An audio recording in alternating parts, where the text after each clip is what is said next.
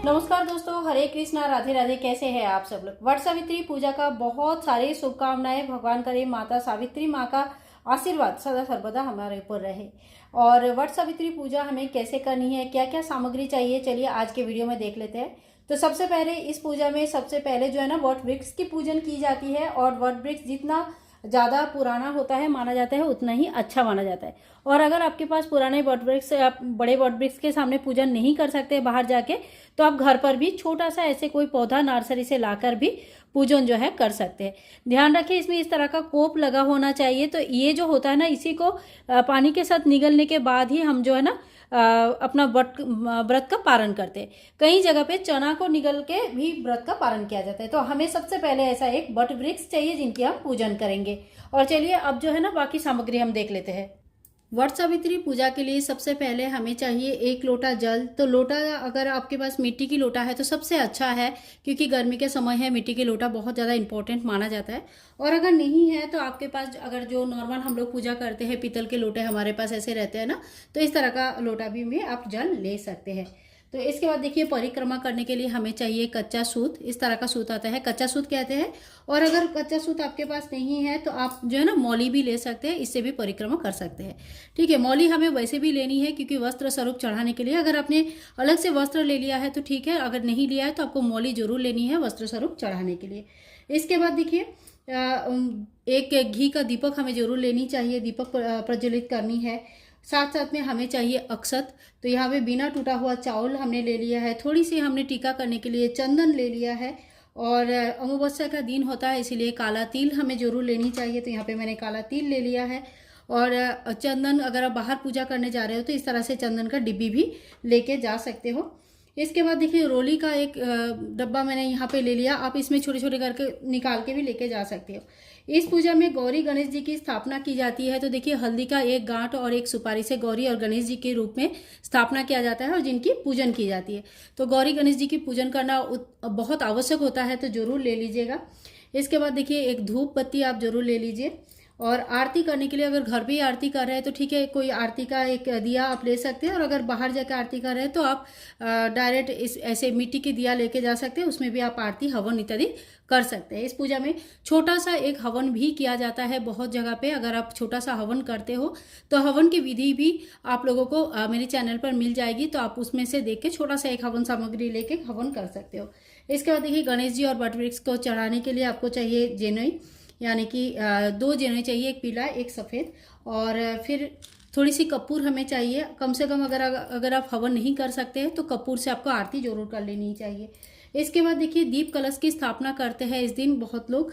तो अगर आप दीप कलश की स्थापना करते हैं तो आपको अलग से एक दीपक चाहिए। बड़ा वट वृक्ष के नीचे जब पूजन की जाती है तो कलश स्थापना वहीं पे अगर करते हैं तो वहीं पे कलश को छोड़ के आना होता है। तो उस केस में आप जो है ना पीतल का नहीं लेके एक मिट्टी का ही घड़ा लीजिए और मिट्टी का ही एक दिया ले लीजिए कलश के ऊपर स्थापना करने के लिए। ठीक है। और ये जो है ना सुहाग की पूजा होता है, तो इसलिए आपके जिसमें भी आप सिंदूर रखते हो या शादी का जो भी सिंदूर है, जिसमें आपकी शादी हुई थी, शादी का जो सिंदूरा है वो आपको जरूर लेनी है। और जहाँ मतलब जोन से कलर से आपकी शादी हुई थी, ऑरेंज या रेड, वही सिंदूर आपको लेनी है। इसके बाद देखिए, थोड़ी सी चावल और थोड़ा सा हल्दी घोल के, चावल का आटा और हल्दी घोल के एपन बनाया जाता है, जिसको बटी वृक्ष में इसकी लेप लगाया जाता है। ठीक है, तो ये आपको लेनी है। और थोड़ी सी दान दक्षिणा के लिए थोड़ा सा पैसा आपको जरूर ले लेनी है। और इसके अलावा दान दक्षिणा में आप देखिए छाता, जूता और जल, घड़ा वगैरह बहुत सारे चीज़ें दान कर सकते हैं। दान का सामग्री का कोई लिमिट नहीं है, तो आप जितना चाहे उतना दान कर सकते हैं। तो ये हो गया हमारा पूजा सामग्री। इसके अलावा हमें और क्या क्या सामान चाहिए, चलिए देख लेते हैं। इसके बाद देखिए, हमें व्रत कथा का बुक चाहिए होगा जिसमें फोटो वगैरह बना हुआ रहता है। तो हम यहीं पे भगवान का पूजन कर लेते हैं, अलग से इनकी स्थापना नहीं करते हैं। तो इस तरह से हमें वट सावित्री की व्रत कथा का बुक ले लीजिए। यहाँ पे बस बांस की दलिया में आपको जो है ना 16 श्रृंगार लेनी है। अगर आप 16 नहीं ले सकते तो 5-7 जितने भी हो सके उतना श्रृंगार ले लीजिए। इसमें से जो है ना माता सावित्री के लिए श्रृंगार होता है ये, इसमें से ज़्यादा श्रृंगार का दान किया जाता है। 1-2 सामान, कुछ चीज़ें आप अपने लिए रख सकते हैं, लेकिन संपूर्ण रूप से नहीं रख सकते। कुछ चीज़ें रखा जाता है, कुछ चीज़ों का दान किया जाता है। इसके बाद देखिए, ये सुहाग का पूजा है। हस्बैंड के लिए कुछ भी कुर्ता या कुछ भी चीज़ें जो है ना आप ले सकते हैं, पूजा में रखिए और पूजा के बाद जो है ना वो अपने हस्बैंड को दे दीजिएगा। तो इस तरह से कुछ सामान हस्बैंड के लिए लिया जाता है। इसके बाद देखिए हमें फूल लेनी है, दुर्वा घास लेना है, तो इस तरह से हमें फूल, दुर्वा घास जो भी अवेलेबल हो जाएगा वो ले लेंगे। और पूजा सामग्री में भोग पूजन में देखिए बरगुल्ले बनाए जाते हैं, तो छोटे छोटे गोल गोल बरगद के पेड़ में जैसा फल लगता है वैसे ही मीठा आटे का बरगुल्ले बनाया जाता है, मीठा पूरी पोहा इत्यादि बनाया जाता है। तो बरगुल्ले जरूर बनाया जाता है और ये जो है ना पूजा में लगता है, तो ये भोग में बहुत ही आवश्यक माना जाता है। और काला चना जो अंकुरित चना है ये भी बहुत आवश्यक माना जाता है, तो 2-1 दिन पहले अगर आप भिगा के रख देंगे तो बहुत ही अच्छे से अंकुरित हो जाता है। तो ये चना भी आप जरूर ले लीजिएगा। साथ में कोई भी मौसमी फल जो भी आपके पास है, तो आप आम ले सकते हैं, ककड़ी ले सकते हैं, खीरा ले सकते हैं, खरबूजा वगैरह जितना भी फल है ले सकते हैं। फल का कुछ दान भी कर सकते हैं।